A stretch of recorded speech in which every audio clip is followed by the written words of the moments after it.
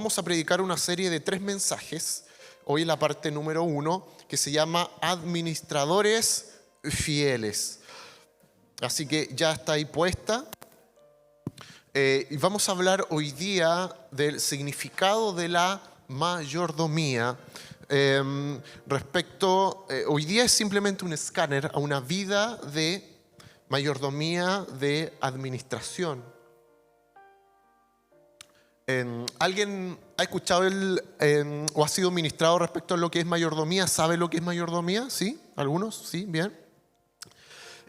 Y mayordomía significa cargo y empleo de mayordomo o administrador, gerente, supervisor o capataz. Es quien administra, cumple las indicaciones u órdenes que el dueño le indica.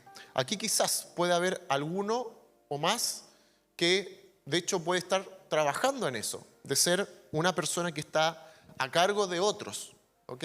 Está a cargo de otras personas, es un supervisor, un administrador, cumple esa función y lo puede entender perfectamente. Ahora, ¿por qué es necesario hablar de mayordomía? Y la Biblia nos entrega 3 conceptos que están unidos y que son virtuosos y que se parecen entre sí. Uno es el concepto de discípulo, el concepto de sacerdocio y el concepto de administrador. Estos 3 conceptos unidos puede generar una buena administración. Nadie que no sea discípulo puede ejercer un buen sacerdocio y nadie que no sea un buen administrador puede ser un buen sacerdote. Por lo tanto, estos 3 conceptos de discípulo, sacerdocio y administración nos lleva a un fruto que es la mayordomía. En este caso, como es el título del mensaje, para poder ser administradores fieles. Y esto no solamente para los hombres, sino que también para las mujeres. De hecho, la palabra de Dios dice que ¿quién construye el hogar? La mujer, ¿cierto? Ella edifica la casa. Por lo tanto, esto es para hombres y para mujeres. ¿Ya? Todos tenemos algún área en donde tú y yo nos toca administrar algo. ¿Ok? Tú puedes administrar tu propia vida, tú puedes administrar un negocio, tú puedes administrar una familia, tú puedes administrar tu cuerpo, tú puedes administrar tus recursos, tú puedes administrar tu salud, tú puedes administrar tus pensamientos. ¿Ok? Todos estamos llamados a ser buenos administradores. Algunos se destacan por ser mejores administradores en un área, otros en otras áreas, ¿ok? Lo que Dios quiere es que seamos personas, seres integrales, ¿ok? Hay personas que administran muy bien, por ejemplo, su salud. Hay gente que se cuida mucho en la salud. Hay gente que no se administra muy bien en lo que es la salud. Hay gente que se administra muy bien su cuerpo físico. Hay otros que comen lo que sea. Hay gente que administra muy mal su tiempo. Y hay gente que administra muy bien su tiempo. ¿Ok? Y aquí hoy día en comunidad estamos todos juntos, gente que en un área lo hace mejor, otros en otra área, pero Dios quiere que en todas las áreas podamos ser bendecidos y ser de bendición. Y nos encontramos con un problema en la sociedad, y el problema en la sociedad tiene que ver con una mala administración. Bien, probablemente nuestros hermanos que vienen desde el exterior saben de eso, porque se han encontrado con malas administraciones, por ejemplo, de los presidentes de sus países. Ha habido una serie de malas administraciones. Aquí yo no quiero hablar de temas políticos, pero ha habido una serie de malas administraciones, por ejemplo, en Venezuela, ¿cierto? Un país que en su momento era de los más ricos, ¿cierto?, del mundo, con petróleo, con muchas áreas de bonanza, y lamentablemente hoy en la actualidad lo han pasado mal, no por falta de recursos, o también en Argentina, no por falta de que no tengan recursos, sino ¿por qué? Por una pésima. Ok, entonces la sociedad adolece de una administración que no es buena, una mayordomía que no es buena. Bien, eso lo podemos ver en la sociedad, eso lo podemos ver cuando uno dice estos dineros el gobierno pudiese destinarlos para esta cosa. A veces inclusive pensamos en cómo hasta a los que les gusta el deporte, lo que mi club debiese hacer, debiese contratar este técnico, debiese contratar este jugador, en el colegio debiesen hacer otras cosas con el dinero, debiesen más canchas, no sé. Otros, en la iglesia debiese hacerse esto, yo creo que debiese hacerse esto con tales recursos. Y todos tenemos visualizaciones de cómo otros debiesen hacerlo, ¿sí o no? Yo lo haría mejor.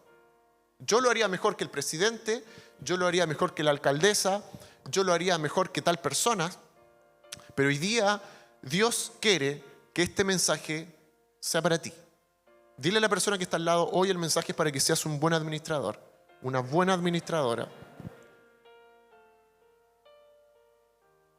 Es para ti.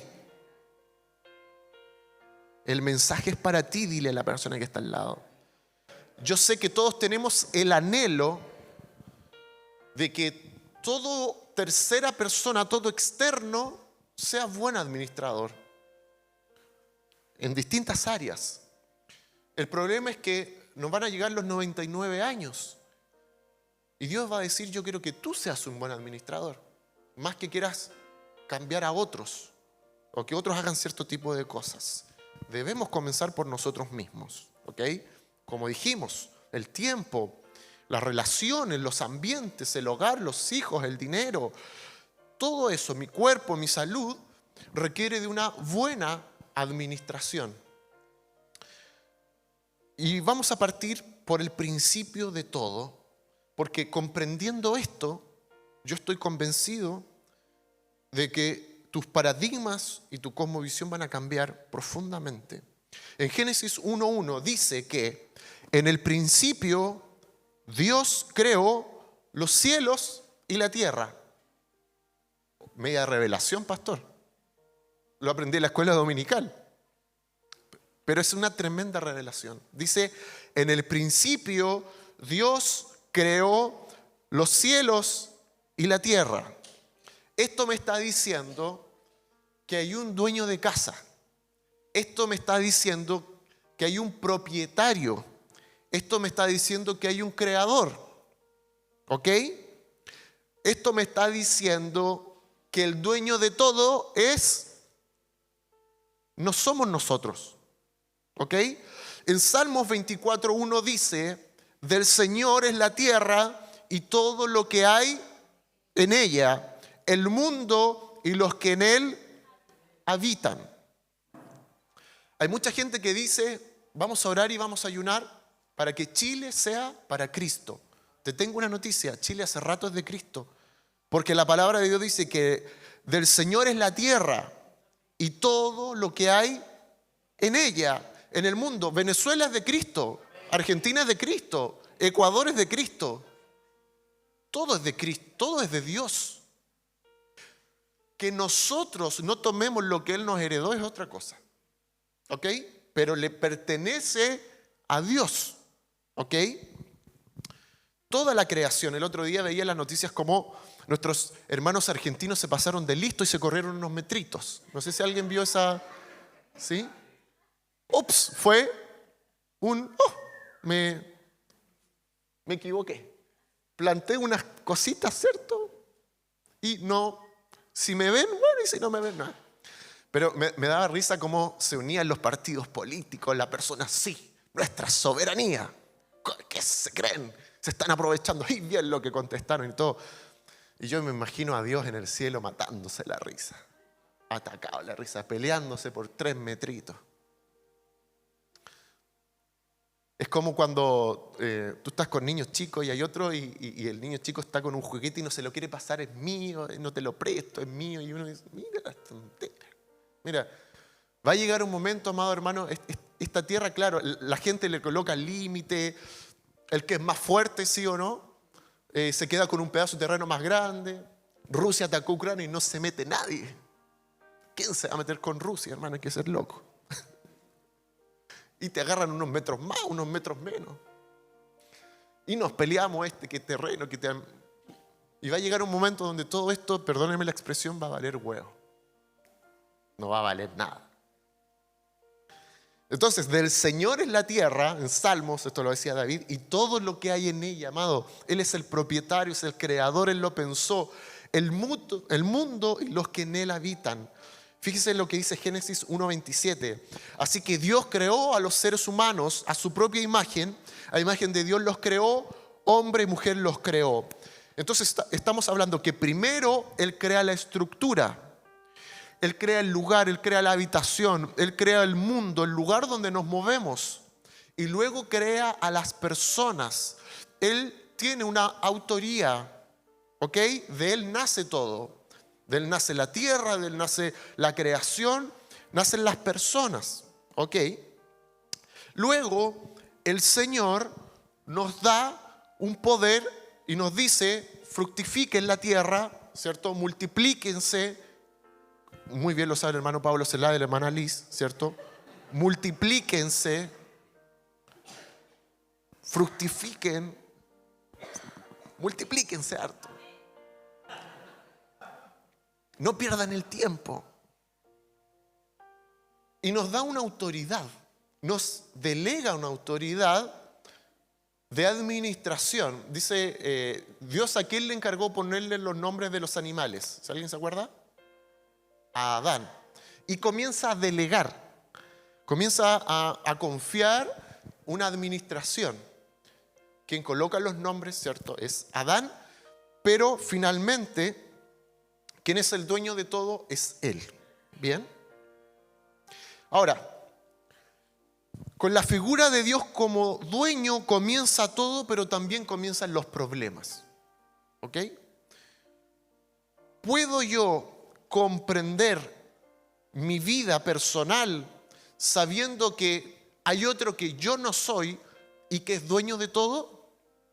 ¿Puedo yo comprender mi vida sabiendo que mi esposa no es mía, mis hijos no son míos, la casa no es mía, el auto no es mío, el país no es mío, sino que todo es de Dios? Eso puede parecer muy sencillo, pero es re complicado para algunos. Porque yo trabajo, porque yo hice a mis hijos, porque yo pago la benzina, yo pago el permiso de circulación, yo pago los impuestos, por lo tanto, es mío, producto de mi esfuerzo. Pero ¿qué es lo que nos dice la palabra de Dios? Que nada de lo que nosotros tenemos es nuestro. Nada. Y aquí comienza una revelación para ti o comienzan los problemas. Porque te vas a encontrar con una autoría y una creación y puede ser para algunos medio complejo. ¿Puedo, como cristiano, comulgar con las enseñanzas de Dios, pero no tenerlo como dueño? Por eso les digo que acá comienzan los problemas. Porque puedo saber lo que Dios hace, pero no verlo como el dueño de todo. Puedo creer en Él, pero no necesariamente someterme a que Él es mi Señor y que yo dependo de Él. Y de que la única potestad que tengo, entre comillas, es de simplemente ser un administrador. Eso para algunos les puede generar un conflicto.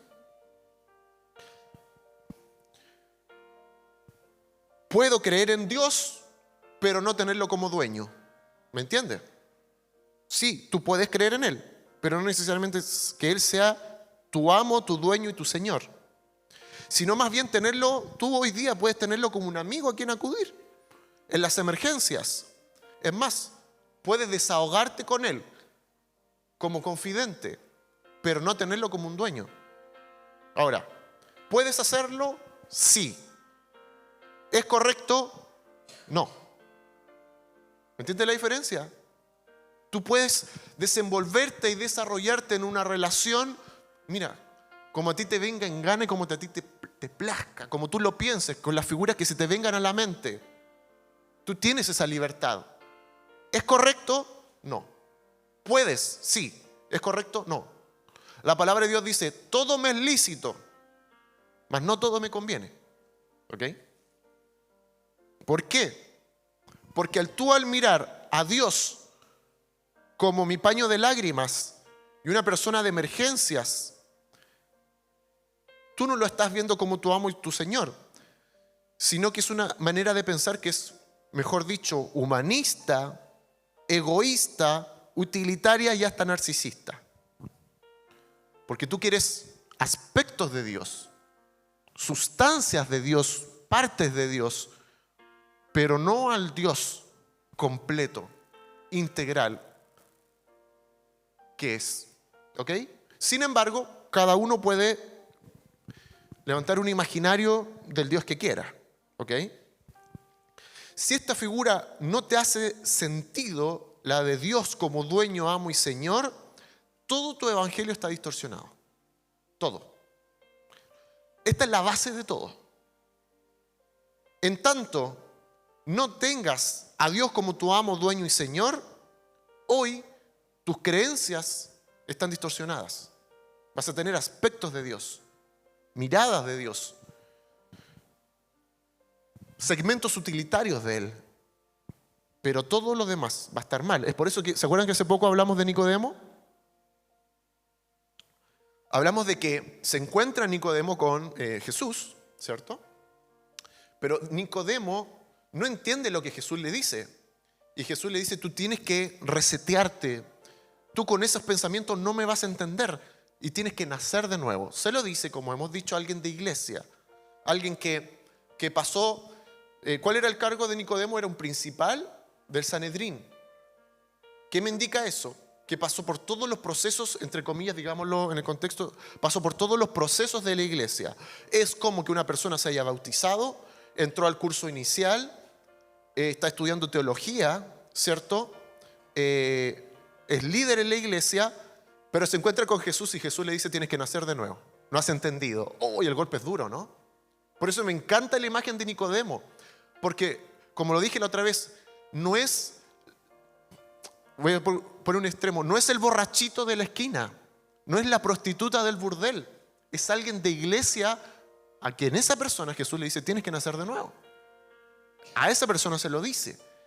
Una persona que era el principal del Sanedrín tuvo que pasar por todo. Es como que tú pases por todos los programas y cursos en la iglesia y de repente Dios te dice, tienes que nacer de nuevo, porque no estás entendiendo. Wow. Es fuerte. Entonces, la comprensión de la mayordomía, de la correcta administración, viene a través de comprender primero la figura de Dios. Porque si tú no comprendes la figura del jefe, ¿qué vas a administrar? Si tú no entiendes la figura de quien te da la orden, ¿qué vas a hacer? ¿Me entiendes? Si en la pega, si tú llegas todos los días al trabajo y nadie te da ninguna indicación, ¿qué vas a hacer? Vas a hacer lo que se te venga en gana y va a haber un desorden, va a haber un caos. No, yo hoy día siento de hacer una planilla en Excel. El jefe te va a decir, hoy día yo siento de ir a terreno. Hoy día yo siento de quedarme en la oficina. Yo hoy día siento de hacer teletrabajo. Yo hoy día siento de... Y hoy día yo no tengo ganas de ir a... Eso no existe. Por lo tanto, la figura de una correcta administración proviene de lo que yo comprendo del amo, dueño, señor y creador de todo. Antes de eso, yo puedo interpretar, pero en la interpretación está la equivocación. Porque yo interpreto. Entonces, hubo una pregunta que yo le hice a los hombres cuando nos juntamos el día miércoles, y se la voy a hacer acá también. ¿Las matemáticas son fáciles o son difíciles? Alguien aquí dijo difícil. ¿Las matemáticas son fáciles o son difíciles?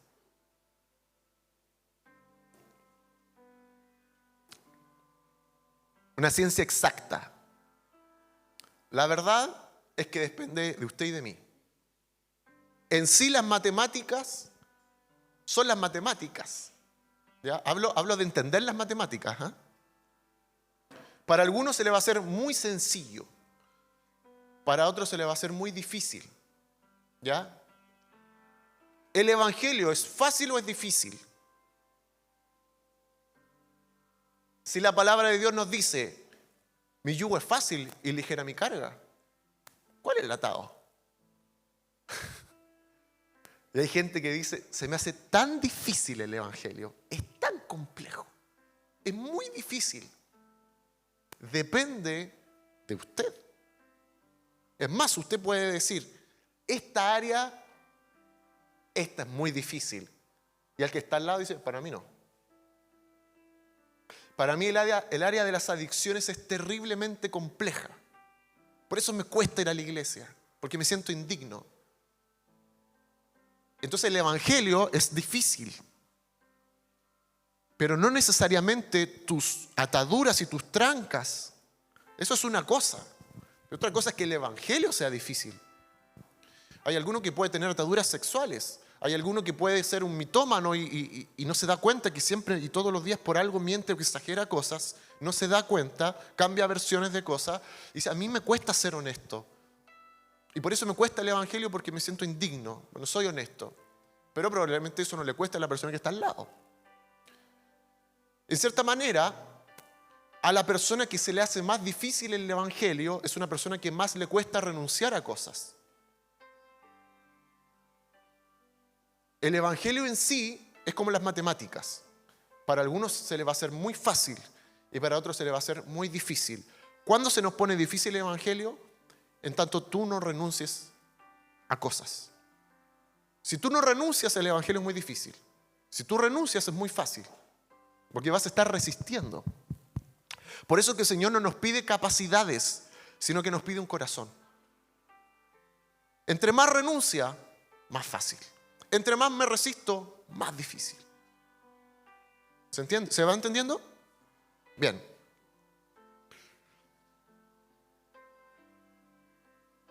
Dios nos dio la potestad para administrar.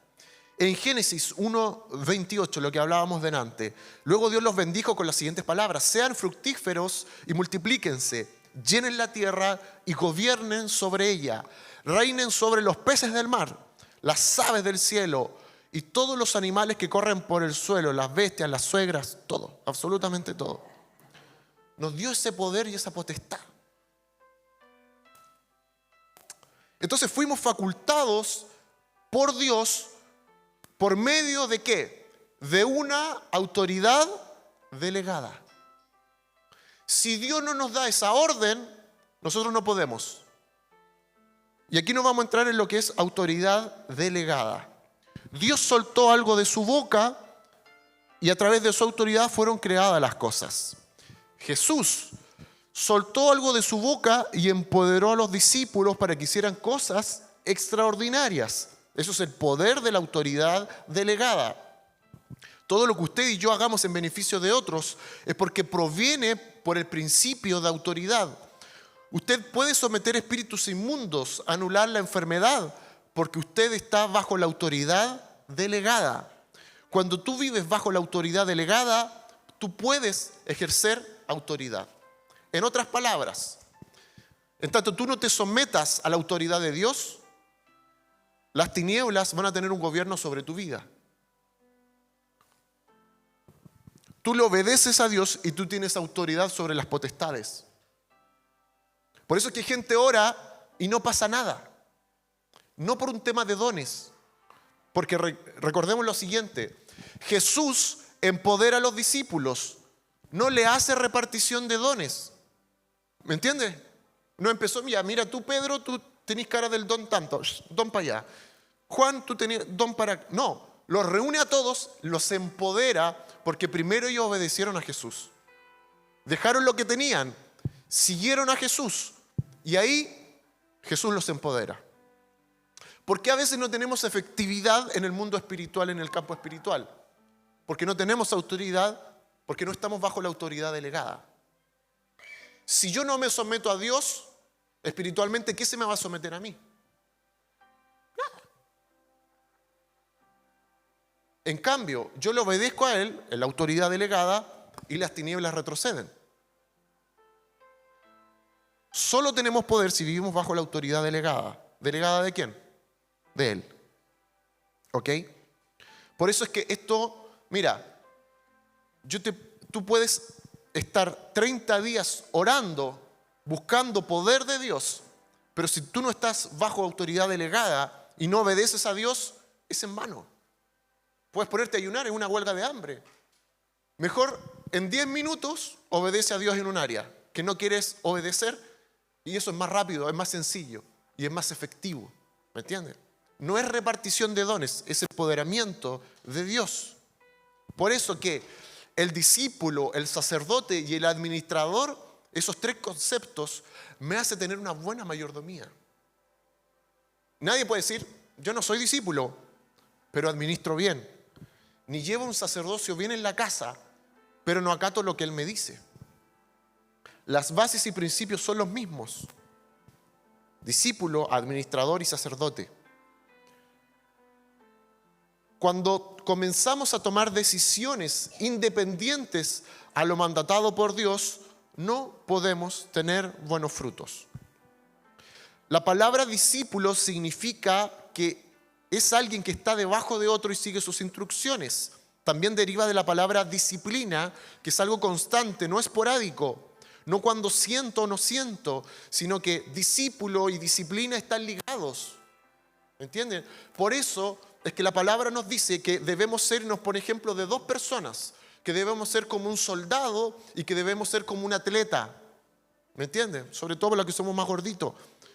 Discípulo y atleta. Porque el atleta tiene una periodicidad y el atleta no puede comer, por ejemplo, lo que quiera. El atleta, estamos hablando de alguien de alto rendimiento, debe ser disciplinado. ¿Ya? No hablo de jugar la pichanga en el barrio y decir soy atleta. No. Hago pilates y soy atleta. No. Atleta de alto rendimiento. No estoy desmereciendo al que juega en el club del barrio. Pero hablo de que te dedicas a eso. Siempre cuando hacen los reportajes y le preguntan, por ejemplo, lo que come o lo que no come Cristiano Ronaldo. Por ejemplo, con ese cuerpo, ¿cierto? Esas calugas. Y Cristiano Ronaldo dice, yo no tomo Coca-Cola, yo como frutas y verduras, ¿cierto? Yo no bebo alcohol, menos voy a fumar cigarro, porque yo estoy, el otro día, hace un tiempo atrás, había una chica de 12 años que participó en los Juegos Panamericanos. Esa chica se levanta todos los días a las 4:30 de la mañana. Va a la piscina a entrenar en invierno y verano. Luego se va al colegio. Luego del colegio, que está todo el día, se va a las 4 de la tarde a seguir entrenando en la piscina. Entrenando AM cuando todos duermen y PM. Finalmente ella ganó una medalla para Chile. Pero porque es una persona disciplinada, es una atleta. ¿Ok? Discípulo es disciplina. Discípulo no es si siento o no siento, si tengo ánimo o no tengo ánimo, me doy ciertas o no licencias. Y finalmente eso siempre va a producir fruto, ¿cierto? Por eso es que discípulo, administrador y sacerdote son tres conceptos que están ligados. Ahora, vamos a hablar de lo que dice en Mateo 14:30 respecto a la parábola de los tres siervos.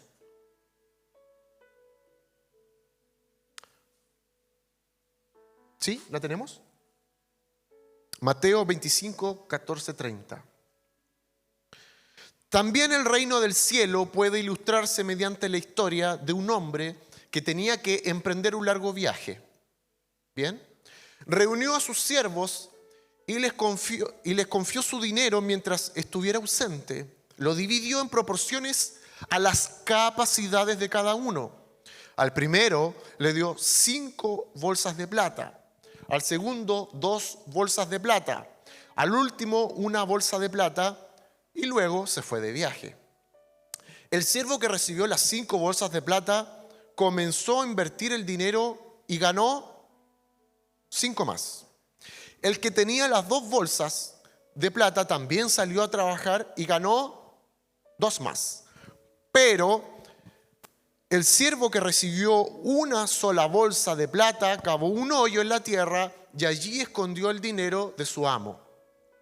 Después de mucho tiempo, el amo regresó, ojo, entre paréntesis, sin previo aviso, regresó de su viaje y los llamó para que rindieran cuentas de cómo habían usado su dinero. ¿El dinero de quién era? Del amo. El siervo al cual le había confiado las 5 bolsas de plata se presentó con 5 más y dijo: amo, usted me dio 5 bolsas de plata para invertir y he ganado 5 más.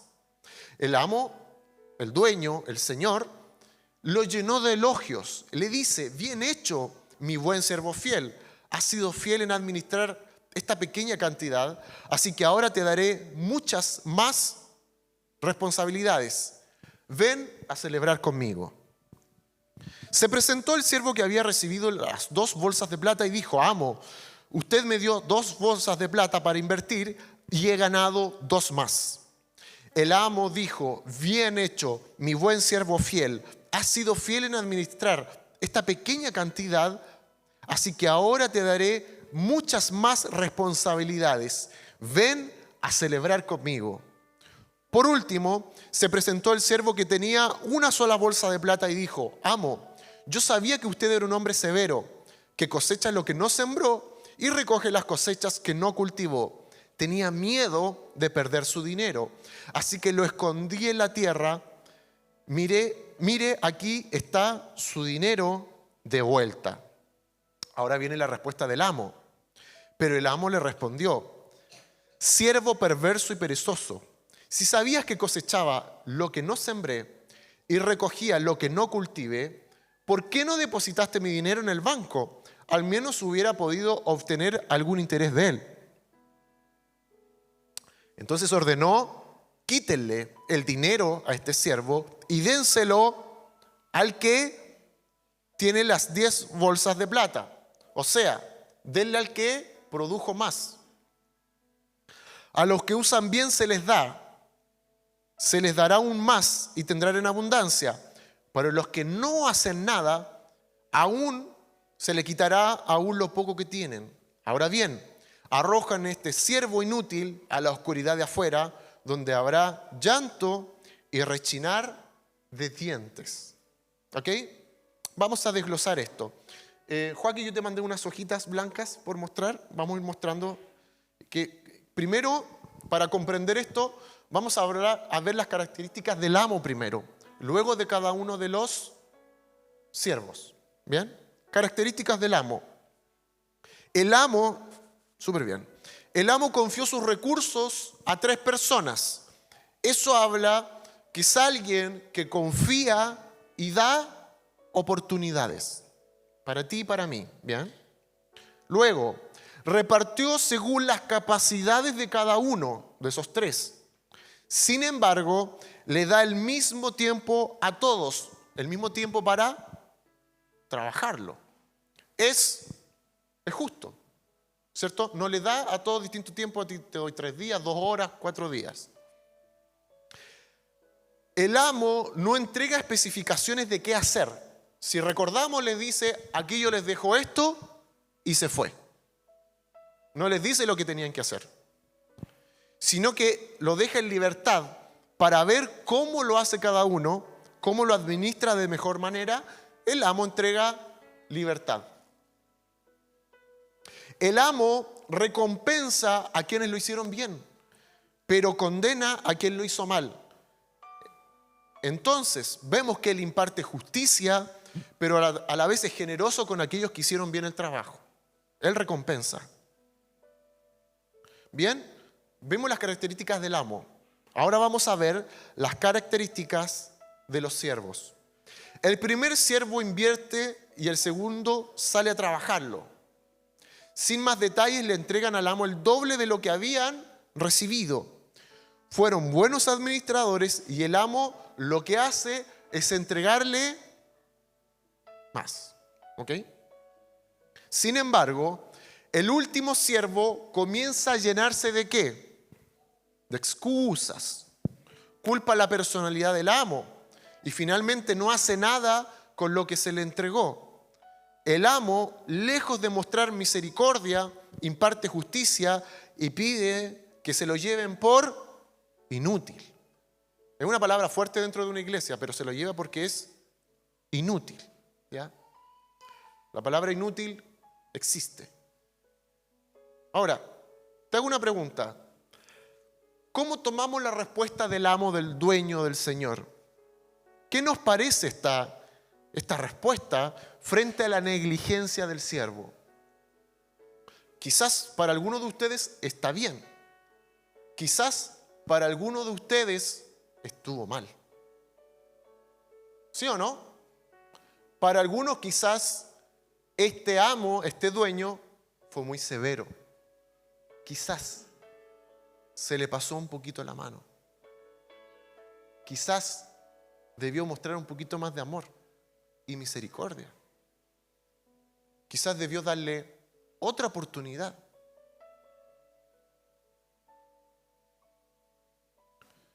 Quizás para algunos de ustedes fue muy rígido la decisión que toma el amo.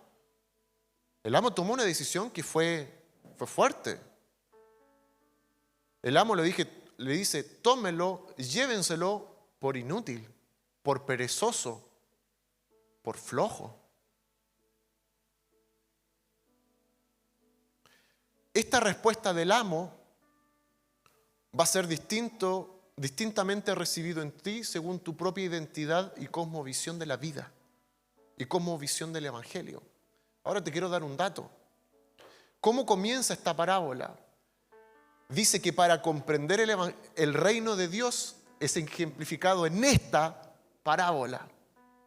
Si tú comprendes correctamente esta parábola, puedes comprender correctamente el reino de Dios. Si tú comprendes erróneamente esta parábola, no puedes comprender el reino de Dios. Te lo puedo leer nuevamente. Joaquín, vamos a la primera. Dice, también el reino de los cielos se ilustra de esta manera. La forma en cómo Dios trabaja se ilustra en esta parábola. La respuesta, por eso vimos las características del amo.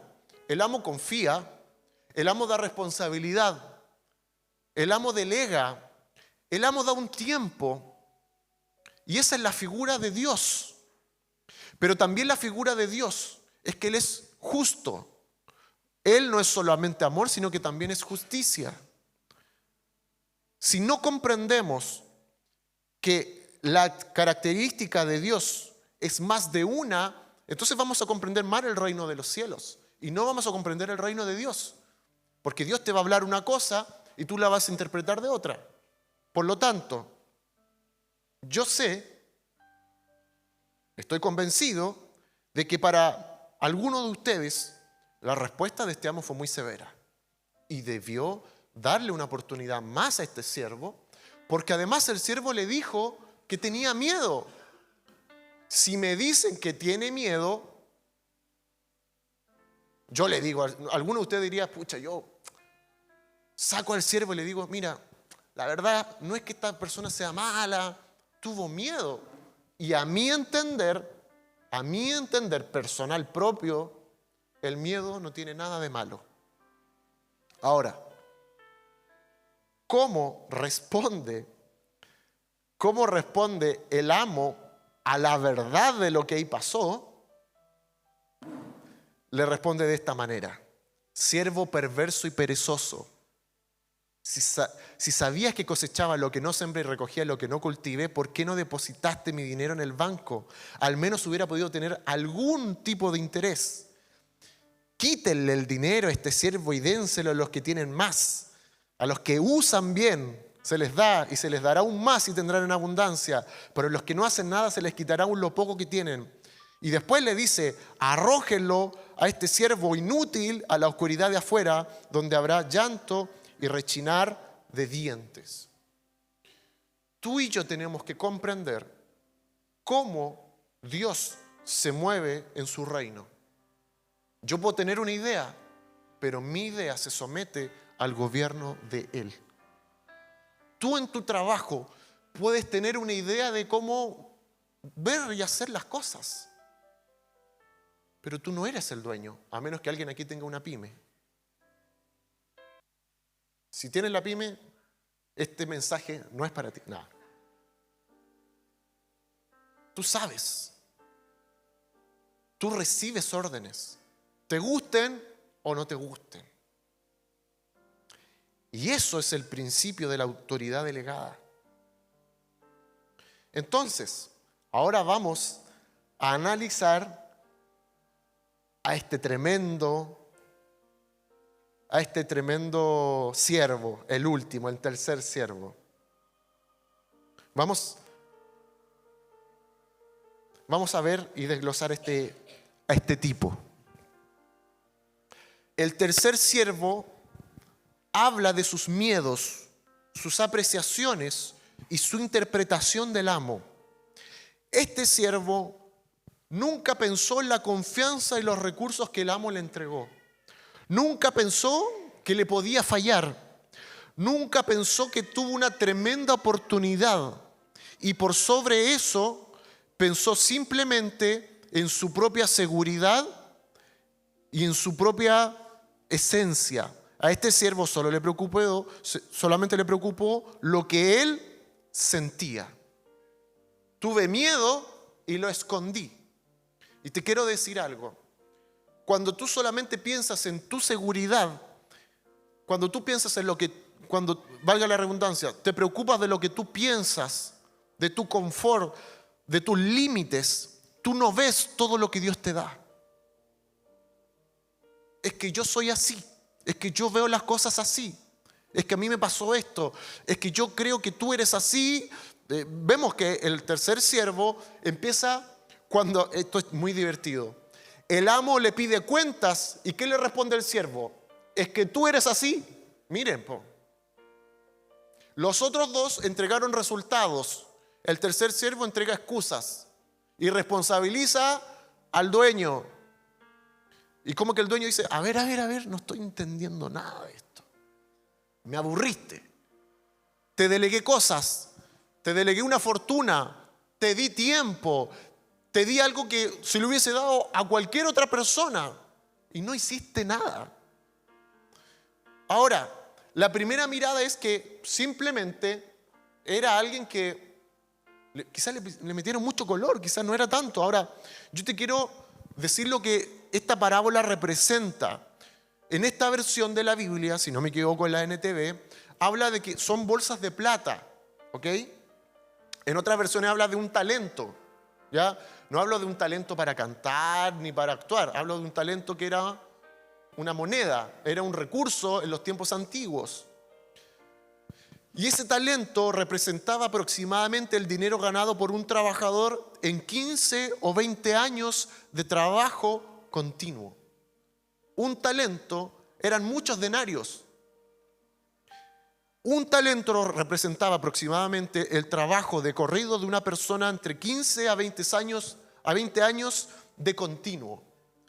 ¿Cuánto el amo le dejó a ese siervo, aunque fuese poco? Le entregó mucha riqueza.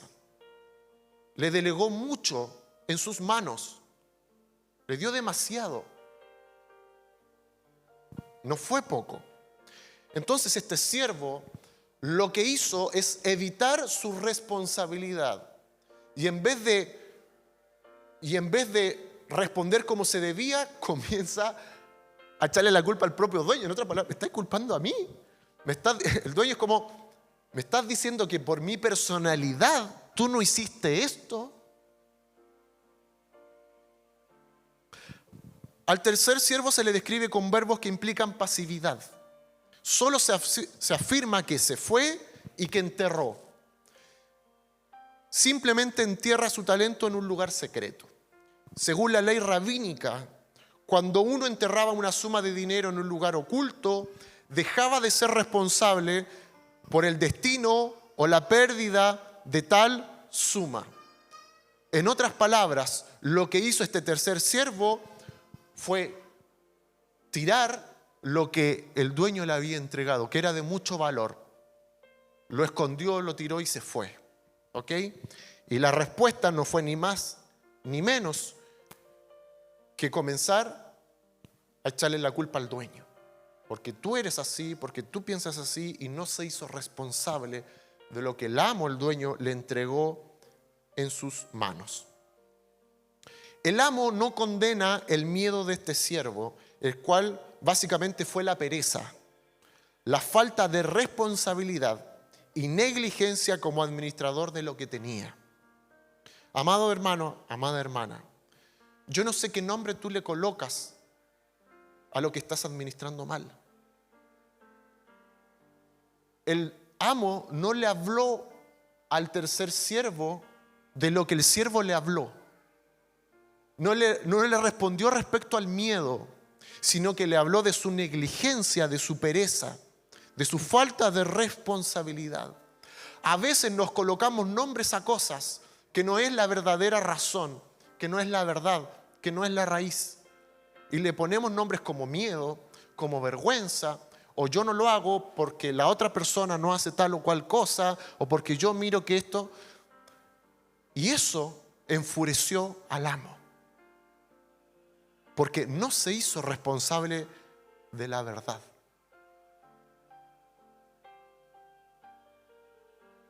Hay una música, si la pueden parar, por favor. No es necesario, gracias. Entonces, yo espero que tú comprendas esto. Yo espero que tú comprendas cómo es realmente el reino de Dios. En el reino de Dios no hay excusas. En el reino de Dios no puedes culpar a nadie. En el reino de Dios no puedes culpar a Dios. En el reino de Dios no puedes culpar a tu jefe. En el reino de Dios no puedes culpar a tu pastor. En el reino de Dios no puedes culpar a tu esposo. En el reino de Dios no puedes culpar a tu esposa. En el reino de Dios no puedes culpar a tus padres. Probablemente alguna vez tú lo pasaste mal por algo. Pero a todos nos encantan esas historias cuando vemos a Nick Vujicic, ¿sí o no? Ese hombre de Dios que no tiene piernas, no tiene brazos, ¿cierto? Y viaja por todo el mundo predicando el evangelio. Y nos encanta y lloramos y este hombre cómo lo hizo. Eso es simplemente un ejemplo de que cuando tú tienes el corazón correcto, no tienes ninguna excusa. A veces podemos tener manos, pies, boca, recursos y no lo hacemos y empezamos a culpar a otros por nuestra mala administración. Y te quiero decir que a Dios no le gustan las excusas. No puedes presentarte a Dios con excusas de terceros, de hablar en plural. Cuando Dios te pregunta esto, ¿por qué no lo has hecho? No culpes a nadie. No culpes absolutamente a nadie de lo que tú no puedes hacer. Porque a Dios no es que le molesta, a Dios le carga eso. Dios sabe todas las cosas, pero igual te pregunta para ver qué es lo que sale de tu corazón. ¿O tú crees que Dios no te ve o que no me ve? Pero muchas veces Él nos pone a prueba. ¿Qué es lo que nos enseña esta parábola de los talentos? En primer lugar, hay gente que tiene una mentalidad miserable. Y Dios no quiere que tengamos mentalidad miserable. Dios no nos dice, ¿saben qué? Aunque tú no hagas nada, no importa. O a alguna persona que tiene alguna ideología, ¿saben qué? Al que tiene más, quítenle para darle al más pobre. Eso no es bíblico. Sino que al contrario, se le da más al que más fruto muestra. Hay gente que dice, oye, a los ricos debiesen cobrarle todos estos impuestos para que ellos puedan ayudarle a los demás. ¿Por qué te quieres meter en la plata de otros? ¿Por qué te quieres meter en el esfuerzo de otros? Y quizás estoy tocando algunos callos. Pero ni tú ni yo tenemos derecho a meternos en la economía de otro y ni sabemos cuánto le costó a otro. Si alguien quiere hacer una buena obra, bendecir a otros, eso es voluntad de cualquier persona. Pero nosotros no tenemos la autoridad de meternos en la condición de nadie. Y bíblicamente se le da más, no al que no hace nada, y por misericordia démosle, sino que se le da más al que más muestra fruto. Dios le entrega más al que se esfuerza más, al más capacitado. Dios no da cosas porque mira, no haces nada y te voy a alentar dándote esto. Porque si no diste fruto en lo poco, no vas a dar fruto en lo mucho. Pero si diste fruto en lo poco, vas a dar fruto en lo mucho. Pasa que a veces tenemos nociones equivocadas del Evangelio. Por eso es que la palabra de Dios nos dice, si tú comprendes correctamente esta parábola, vas a comprender el reino de Dios. Si tú no entiendes esta parábola, te va a costar el reino de Dios, porque vas a querer que se le dé al que es más pobre, al que mete la pata, al que no es honesto, denle más oportunidades, confíenle más cosas al que no da el ancho. Y la palabra de Dios te dice, no es así. Si eres fiel en lo poco, en lo mucho te pondré. Y no habla solamente de que te pondré en el cielo cuando estemos en las calles de oro y el mar de cristal, sino que aquí en esta tierra. Tú tienes que saber que si tú aquí eres fiel en lo poco, aquí en la tierra Él te pondrá en lo mucho. No está hablando de salvación acá. con esas preguntas medias bobas que ya no, la salvación se pierde. No hablo de eso. Hablo de los frutos que demos acá en la tierra, cómo tú vives y cómo yo vivo. Cómo somos fructíferos y cómo no. Cómo estamos en plenitud o no. Cómo lo hacemos para vivir. Por lo tanto, no podemos desperdiciar lo que Dios nos ha dado. Muchas veces desperdiciamos recursos. Dios nos da recursos tremendos, nos da posibilidades que otros no los da y a veces los perdemos. Hay gente que pierde millones, pierde plata y le dice, me da lo mismo. ¿Cómo te va a dar lo mismo, amado? ¿Cómo te va a dar lo mismo? ¿Cómo te va a dar lo mismo perder el tiempo? ¿Cómo te va a dar lo mismo? No, sí. Ay, total, vuelvo de nuevo nomás si no hay problemas. ¿Cómo no hay convicción del Espíritu Santo dentro tuyo? ¿Cómo va a dar lo mismo? No da lo mismo.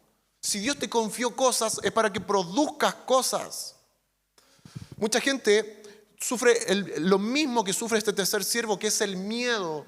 Y por eso toma malas decisiones. Porque el miedo nos hace tomar malas decisiones. Me quiero anticipar de quedar cesante y me voy a hacer una pyme. ¿Cuándo Dios te dijo que lo hiciera? Y te metiste en tremendo tete. Me voy a poner a estudiar en pandemia. Dios no me dijo, pero voy a aprovechar mi tiempo. Estás estresado en la casa con cabros chicos, con enfermedades, corriendo en la pega, con los quehaceres de la iglesia. Estoy con el ojo que me hace así, no puedo dormir, tengo tanto estrés. Pastor, oren por mí. ¿Por qué te metiste a hacer cosas que Dios no te pidió? ¿Por qué? Es que vi una oportunidad. Y nos ponemos a hacer cosas y somos pésimos administradores. Y pedimos la oración y que oren por nosotros. Pero el problema está en una raíz, es que hacemos cosas creyendo que tenemos una independencia de Dios. Y nosotros no tenemos independencia de Dios, sino que hacemos lo que Él nos dice. Mira, te quiero decir algo. Tú tomas determinaciones independiente a Dios, te puede funcionar. Unos días, unos meses, un par de años. Ve lo que va a pasar después. Es cosa de tiempo. La palabra de Dios nos muestra, nos pone que una casa que se construye sobre la arena y sobre la roca. ¿Sí o no? Construye sobre la arena. El verano lo vaya a pasar chancho. Vaya a hacer asadito, frente al mar, la arena. Espectacular. Su jugo, su fanchop, su vino tinto, su michelada, no voy a decir su piscola, no. Frente al mar, el atardecer rico, ¿sí o no? Pero está sobre la arena, va a llegar el invierno y va a quedar la patada, va a quedar como con. Te va a durar el verano y lo vas a pasar regio y vas a subir las fotos a Instagram y todos van a aparecer y te vas a ver como que la decisión fue buena. Pero va a pasar el verano y va a llegar el invierno. Y dice esa historia que vas a ser de vergüenza. Y los demás van a ver cómo tú construiste por una mala decisión. Por eso puse el ejemplo de que yo lamento mucho lo que pasa en el país hermano de Venezuela. Porque siendo uno de los países más ricos, petróleo, ganado, tiene de todo, tiene turismo, tiene parajes tremendos. Parece un país que no tuviese ni un recurso, porque el problema no son los recursos, es la pésima administración. No es problema de recursos, sino que el problema es cuando no sabemos administrar, porque tomamos decisiones independientes de Dios. Ahora yo te hago una pregunta. ¿Qué ha puesto el Señor en tus manos? ¿Qué es lo que Dios te ha dado? Dice la palabra de Dios que Él es justo. Por eso es que a los 3 siervos les dio 3 proporciones distintas. A ti no te va a dar algo así y te va a pedir esto. Si te pide algo así, va a ser conforme a eso,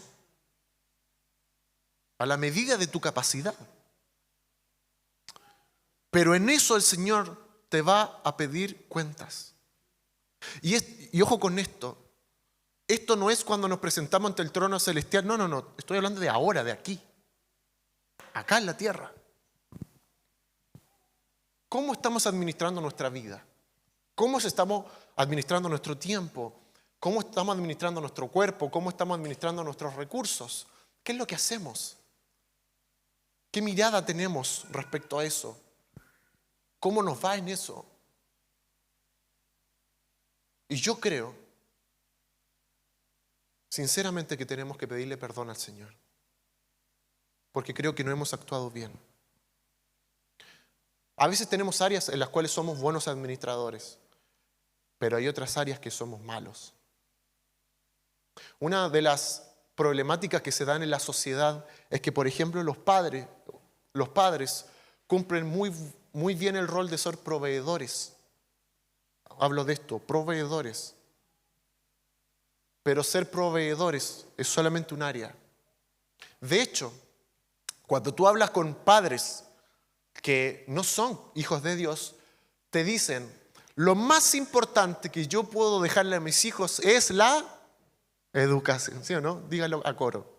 Lo más importante que yo puedo dejarle a mis hijos es el cartón, como decían antiguamente. El cartón. Amado, porque esta sociedad solamente piensa o en posesiones o en educación. No piensa en otras cosas. No piensa en una herencia espiritual. No piensa en mayordomía.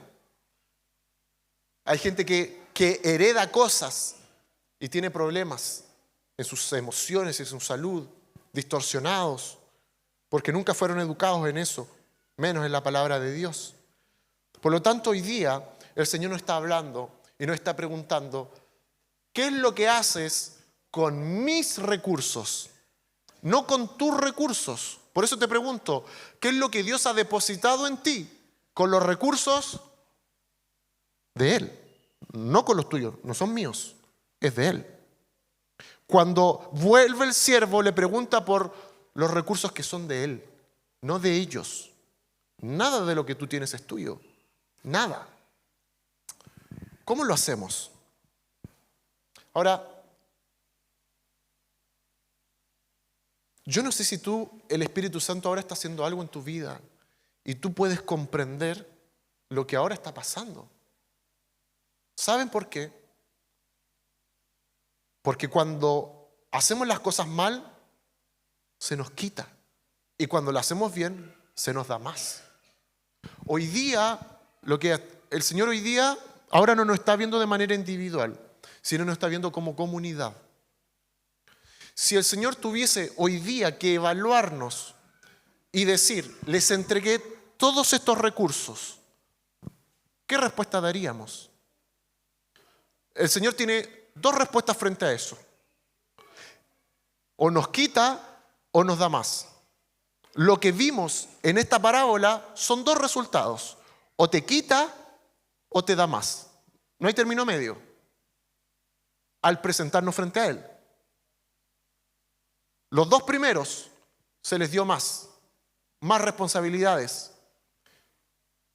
El amo se gozó con ellos, se puso contento. Y el otro extremo, ustedes ya saben la historia. Para el Señor no hay términos medios. Por eso es que Él dice, yo te prefiero inclusive frío, pero no tibio. Porque tibio, ¿qué pasa? Te vomito de mi boca. Por eso el Evangelio es radical. Por eso ideas tibias, medias, no funcionan en el Evangelio. El Evangelio es corto. O es esto o es esto. Al medio no existe Evangelio. Y te va a durar muy poco. Ahora, el Evangelio radical, ¿es fácil o es difícil? Va a depender. Va a depender. Si yo te hablo de Evangelio radical, ¿se te hace fácil o difícil? Depende de ti. No depende de Dios. Depende de mí. Depende de cómo yo absorbo el Evangelio.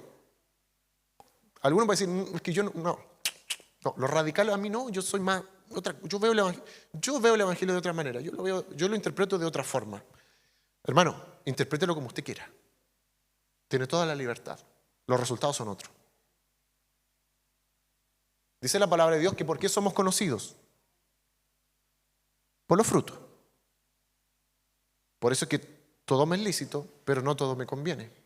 Solamente lo que habla por mí son los frutos, no las excusas. A Dios no le sirve la excusa. Y ustedes dirán, ¿por qué el pastor predica esto? Muy simple, muy sencillo. Si no administramos bien, estamos siendo necios. Y Dios no nos puede entregar más si no comprendemos la buena mayordomía. Imposible. Nadie puede hacer una mala pega en su trabajo y esperar que lo promuevan. Eso sería una idea estúpida. ¿Y por qué creemos que en el Evangelio la cosa es distinta? ¿Por qué creemos que si yo falto a la pega, no hago lo que el jefe me dice, no me capacito y no hago nada de lo que me piden, igual voy a querer recibir o tener buenos resultados? Eso es ilógico. Pero ¿por qué en el reino de Dios, si yo no obedezco lo que Él me dice, no doy fruto en esto, ¿por qué voy a esperar recompensa? ¿De qué voy a esperar recompensa? Porque Él es justo. Y su justicia, cuando dice permanece para siempre, yo no sé lo que tú entiendas por eso, pero cuando tú haces lo que Dios te dice, Él te trae un seguro de vida. Dice que su justicia no aparece, permanece siempre, todos los días de tu vida. Porque la justicia de Dios está con quienes le obedecen. Y quienes son administradores fieles, administradores, discípulos, sacerdotes. Muchas veces hay esposas que hasta tienen conflicto con sus esposos pidiéndole que sean buenos sacerdotes. No tomas tu lugar, etcétera, etcétera. Siempre soy yo, tantas cosas. Nadie puede ser buen sacerdote si primero no es discípulo y no es un buen administrador. El sacerdocio es una consecuencia. ¿Ok? Te quiero invitar a que cierres tus ojos. Porque